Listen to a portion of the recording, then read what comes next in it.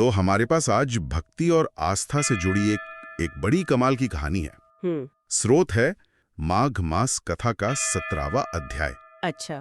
अब इसमें एक तो वृंदावन की एक बहुत ही सच्ची और दिल को छू लेने वाली कहानी है, और उसकी ठीक बाद कुछ बहुत शक्तिशाली प्रार्थनाएं और स्तोत्र दिए गए हैं। तो एक तरफ भाव है और दूसरी तरफ उसको साधने का तरीका। बिल्कुल। तो आज हम इसी की तह तक जाएंगे कि ये कहानी हमें सिखाती क्या है और फिर ये प्रार्थनाएं उस कहानी से जुड़ती कैसे हैं। और मजे की बात यह है कि ये स्रोत सिर्फ कहानी सुनाकर नहीं छोड़ देता। वो एक तरफ आपको भाव से भरता है और दूसरी तरफ उस भाव को साधना में बदलने के लिए औजार भी देता है। तो चलिए शुरू करते हैं। कहानी है चंदन नाम के एक लड़के की। एक व्यक्तिगत इमोशनल कहानी और सदियों पुरानी पारंपरिक प्रार्थनाएं, इन दोनों का संगम है यहाँ। और ये दोनों चीजें आपस में जुड़ती कैसे हैं, ये देखना बड़ा दिलचस्प होगा। बिल्कुल। तो कहानी शुरू होती है वृंदावन में। चंदन नाम का एक लड़का है, अपने माँ बाप का इकलौता बेटा। वो वहीं ब्रज की धूल मिट्टी में पला बड़ा है। लेकिन जैसे जैसे वो बड़ा होता है, उसके अंदर ठाकुर जी यानी श्री कृष्ण के लिए एक अलग ही तरह का भाव जागने लगता है, जिसे कहते हैं सखी भाव। सखी भाव, हाँ। और ये समझना बहुत जरूरी है कि वो सखियों की तरह चलने लगता, कभी सिर पे चुनरी ओढ़ लेता, आंखों में काजल लगा लेता। और ये सिर्फ कोई बाहरी नकल नहीं है, ये भक्ति का एक बहुत ही गहरा, बहुत ही निजी रूप है, खासकर ब्रज की परंपरा में। अच्छा। इसमें भक्त जो है वो भगवान को अपना सबसे करीबी दोस्त या प्रेमी मानता है और खुद को उनकी एक सखी के रूप में देखता है। ईश्वर से एक बहुत मधुर रिश्ता जोड़ने का तरीका। बिल्कुल। ये एक पूरी तरह से बदली हुई आंतरिक अवस्था है, सिर्फ बाहरी पहनावा नहीं। और शायद इसीलिए उनके मामा इसे समझ नहीं पाए। वो बनारस में रहते थे और जब उन्होंने चंदन को ऐसे देखा तो उन्हें बड़ी चिंता हुई। दुनियादारी के हिसाब से। हाँ। उन्हें लगा कि मेरा इकलौता भांजा है, हाथ से निकल जाएगा। वो चंदन के माँ बाप को सलाह देते हैं कि इसे मेरे साथ शहर भेज दो, कुछ पढ़ लिख लेगा, दुनियादारी सीख जाएगा। और वो मान जाते हैं। और यही कहानी में एक टकराव पैदा होता है, दो अलग अलग दुनियाओं का। सही बात है। एक तरफ है वृंदावन का भक्ति और प्रेम से भरा माहौल, और दूसरी तरफ है शहर का वो पढ़ा लिखा, तर्क पर चलने वाला जीवन। चंदन शहर चला तो जाता है, पढ़ाई में मन भी लगाता है, लेकिन उसके अंदर का वो ब्रज का रस, वो भक्ति का भाव, वो कहीं नहीं जाता। वो बस कुछ समय के लिए दब जाता है ना। हाँ बिल्कुल। शहर में उसकी दोस्ती होती है ललिता नाम की एक लड़की से। दोनों साथ पढ़ते हैं, अच्छे दोस्त बन जाते हैं। पढ़ाई पूरी होने पर चंदन फैसला करता है कि अब वो वापस वृंदावन जाएगा। वो ललिता से पूछता है कि क्या तुम मेरे साथ चलोगी? और ललिता मान जाती है। हाँ, वो अपने नाना नानी से आज्ञा लेकर चंदन के साथ वृंदावन आ जाती है। लेकिन जैसे ही चंदन वृंदावन की जमीन पर वापस कदम रखता है, कुछ अजीब होता है। जो भाव शहर के माहौल में दब गया था, वो अपनी धरती पर लौटते ही जैसे ज्वालामुखी की तरह फूट पड़ता है। अच्छा। उसकी चाल तुरंत बदल जाती है। वो फिर से उसी सखियों वाले अंदाज में कमर पर हाथ रखकर चलने लगता है। ललिता ये देखकर चौंक जाती है। उसके लिए तो ये बिल्कुल नया था। बिल्कुल। ये दिखाता है कि उस जगह की ऊर्जा, उस माहौल का असर कितना गहरा और सीधा होता है। कमाल है। वो भाव कहीं गया ही नहीं था, बस इंतजार कर रहा था सही जगह का। खैर, कहानी आगे बढ़ती है। चंदन के माता पिता ललिता को बहुत पसंद करते हैं और दोनों की शादी हो जाती है। लेकिन ललिता के लिए ये सब समझना बहुत मुश्किल था। वो देखती कि चंदन कभी कभी नाचता है, आंखों में काजल, सिर पर चुनरी, और वो सोचती कि आखिर ये किसके लिए हो रहा है। ये असल में दो अलग अलग नजरियों का फर्क है। ललिता इसे दुनियादारी की नजर से देख रही थी, जहाँ ये सब अटपटा लग सकता है, लेकिन चंदन के लिए ये उसकी भक्ति की सबसे स्वाभाविक अभिव्यक्ति थी। अच्छा, कि वो किसी इंसान के लिए नहीं कर रहा था। नहीं, वो अपने भगवान को रिझाने के लिए ये सब कर रहा था। उसकी दुनिया ही अलग थी। एक दिन चंदन ललिता को अपने साथ बरसाना ले जाता है, राधा रानी के धाम। वहाँ किशोरी जी के महल में वो पैरों में घुंघरू और कमर पर चुनरी बांधकर नाचना शुरू कर देता है। और कहानी में इस नृत्य को ऐसे बयां किया गया है मानो पूरी प्रकृति भी उसे देखने के लिए ठहर गई हो। कहते हैं हवा के झोंके और सूरज की किरणें भी झरोखों से अंदर झांक रही थीं। ये वही अवस्था है जब भक्त अपनी सुध बुध खो देता है।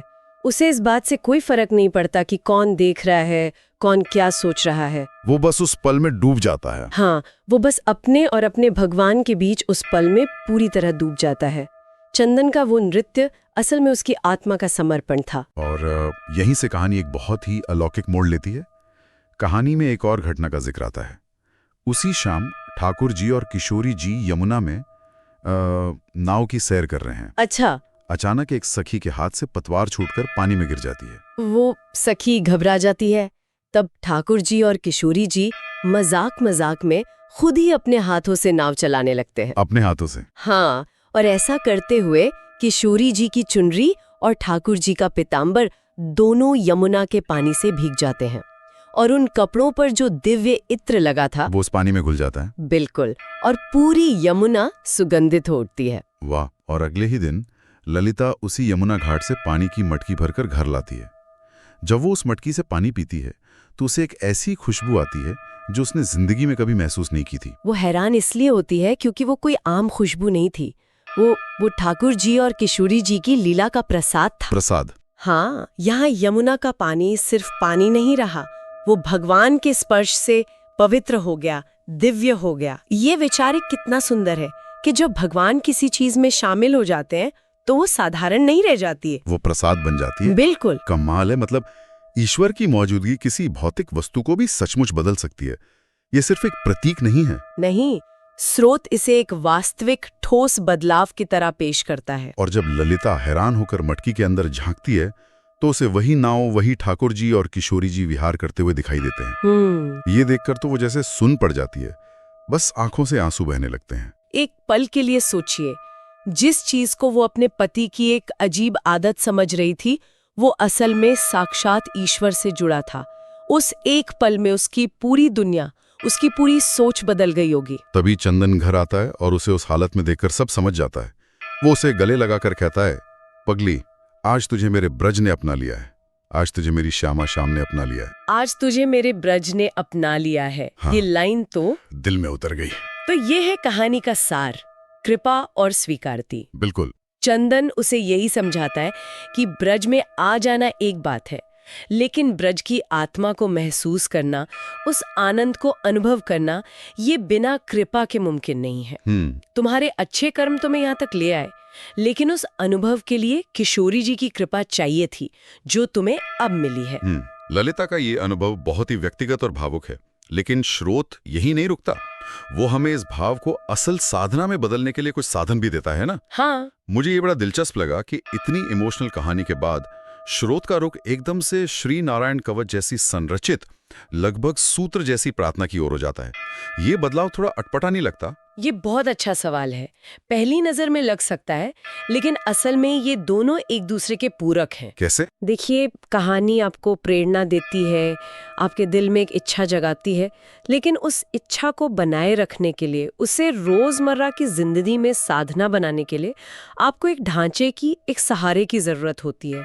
और ये स्तोत्र और कवच वही सहारा है। हाँ, नारायण कवच का उद्देश्य ही है एक दिव्य सुरक्षा का आवरण बनाना, एक तरह की आध्यात्मिक बीमा पॉलिसी। उससे भी कहीं ज्यादा गहरा। ये सिर्फ बाहरी सुरक्षा नहीं है, इसे एक आध्यात्मिक स्विस आर्मी नाइफ की तरह समझिए। अच्छा। जीवन में जैसी भी मुश्किल आए, उसके लिए एक खास औजार है। इसका मूल विचार ये है कि ईश्वर का हर रूप आपकी खास तरह की कमजोरी या डर का समाधान है। जैसे अगर पानी से डर लगता है तो मत्स्य अवतार का ध्यान करो। अगर अपने अहंकार से डर लगता है तो उसके लिए भी एक विशेष शक्ति है। ये मनोवैज्ञानिक और आध्यात्मिक सुरक्षा का एक पूरा सिस्टम है। अच्छा। तो ये सिर्फ बाहरी दुश्मनों से नहीं, बल्कि हमारे अंदर के दुश्मनों जैसे घमंड, लालच, अज्ञान, इन सब से भी बचाता है। हाँ बिल्कुल, ये तो एक पूरी तरह से समग्र सुरक्षा की बात हो गई। जैसे इसमें प्रार्थना है कि भगवान दत्तात्रेय योग के विघ्नों से और भगवान कपिल कर्मों के बंधन से हमारी रक्षा करे। ये सिर्फ मुझे बचाओ की प्रार्थना नहीं है, ये मुझे बेहतर बनाओ की प्रार्थना भी है। स्रोत में इसकी ताकत को दिखाने के लिए किस्सा भी है। एक गंधर्व राजा थे चित्ररथ। वो अपने विमान से कहीं जा रहे थे कि अचानक उनका विमान एक रेगिस्तान में आकर गिर पड़ा, जैसे उसकी सारी शक्ति खत्म हो गई हो। हाँ, और वो हैरान थे कि ऐसा कैसे हुआ। तब वहां मौजूद ऋषियों ने उन्हें बताया कि जिस जगह पर तुम्हारा विमान गिरा है, वहां एक ब्राह्मण ने नारायण कवच का पाठ करते हुए अपने प्राण त्यागे थे। और सालों बाद भी उसकी हड्डियों में उस कवच की इतनी ऊर्जा बाकी थी कि उसने तुम्हारे विमान की शक्ति को खींच लिया। अब ये कहानी इसकी महिमा को स्थापित करने के लिए है, ये बताने के लिए कि इसकी शक्ति कितनी मानी जाती है। कहानी और कवच के अलावा स्रोत में कुछ और भी महत्वपूर्ण स्तोत्र हैं, उनकी भी बात कर लेते हैं। हाँ, स्रोत में भक्ति के कई और उपकरण दिए गए हैं। एक है विष्णु सहस्त्रनाम, भगवान विष्णु के 1000 नाम। हाँ, अब इसका असली मर्म सिर्फ नामों को रटना नहीं है, ये असल में ईश्वर के 1000 अलग अलग पहलुओं पर ध्यान लगाने की एक प्रक्रिया है। मतलब ये कि आपके मन को ईश्वर की किसी एक परिभाषा में बंधने से रोकती है। जब आप ईश्वर को बनाने वाले के रूप में भी देखते हैं और मिटाने वाले के रूप में भी, तो आपकी सोच का दायरा बढ़ता है। ये चेतना के विस्तार का एक अभ्यास है। फिर आता है श्री राधा कृपा कटाक्ष स्तोत्र। इसका तो नाम से ही पता चल रहा है कि ये राधा रानी की कृपा पाने के लिए है, और ये तो सीधे सीधे हमारी कहानी से जुड़ जाता है। एकदम, जहां ललिता का पूरा बदलाव ही किशोरी जी की कृपा से हुआ था। ये स्तोत्र राधा रानी के सौंदर्य, उनकी करुणा और उनकी महिमा का बहुत सुंदर वर्णन है। इसकी हर लाइन में भक्त एक ही गुहार लगाता है, कदा करिष्यसि हमा कृपा कटाक्ष भाजनम, यानी हे राधे, तुम मुझे कब अपनी कृपा भरी नजर का पात्र बनाओगी। बिल्कुल, ये पूरी तरह से समर्पण का भाव है। और आखिर में श्री तुलसी चालीसा और आरती का भी जिक्र है। वैष्णव भक्ति में तुलसी जी का तो बहुत बड़ा स्थान है। तुलसी को भक्ति का साक्षात रूप माना जाता है। कहते हैं कि भगवान विष्णु की पूजा तुलसी के बिना अधूरी है, तो ये चालीसा और आरती उनकी महिमा का गुणगान करके भक्त को भगवान के और करीब ले जाने का एक और जरिया है। तो आप देखिए, एक भावुक कहानी से शुरू होकर स्रोत आपको भक्ति के पूरे टूलकिट से लैस कर देता है। तो अगर हम सब कुछ समेटें तो ये स्रोत हमें भक्ति के 2 बहुत जरूरी पहलू दिखाता है। एक तरफ चंदन और ललिता की कहानी है जो बताती है कि भक्ति कितनी निजी, कितनी गहरी और भावुक हो सकती है, और दूसरी तरफ ये हमें कवच और स्तोत्र जैसे साधन देता है जो उस भाव को एक अनुशासित साधना का रूप देते हैं। हाँ, ये भाव और विधि का, इमोशन और स्ट्रक्चर का एक बेहतरीन संतुलन है। कहानी दिल को छूती है और स्तोत्र दिमाग को एक रास्ता दिखाते हैं। लेकिन ये सब एक बहुत ही अहम सवाल भी खड़ा करता है। क्या सवाल? कहानी हमें ये बताती है कि ईश्वर की कृपा, या कह लें कि हमारा देखने का नजरिया, एक मटकी के साधारण पानी जैसी चीज को भी दिव्य बना सकता है, उसे प्रसाद में बदल सकता है। ये हमें सोचने पर मजबूर करता है कि हम अपने जीवन में रोजमर्रा की साधारण चीजों के भीतर उस पवित्रता को कैसे खोज सकते हैं। क्या हम अपने काम में, अपने रिश्तों में, या सुबह की चाय के कप में भी उस दिव्यता को देख सकते हैं, अगर हमारी दृष्टि वैसी हो जाए जैसी कृपा मिलने के बाद ललिता की हुई। ये एक ख्याल है जिसे हम अपने साथ लेकर जा सकते हैं।